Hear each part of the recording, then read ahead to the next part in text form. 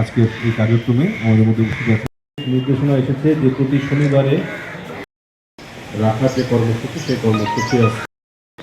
তারও ডেঙ্গু রোগে দেখা হয় যে পানি জমে এমন হতে পারে বা যে কোনো কিছু। আমি সেই সাথে সবাইকে অনুরোধ লক্ষ্য রাখা জরুরি। আমি এই এটা আপনারা জানেন যে ক্যাবিনেট ডিসিশনের সিদ্ধান্ত আরো বেশি প্রয়োজন। এখানে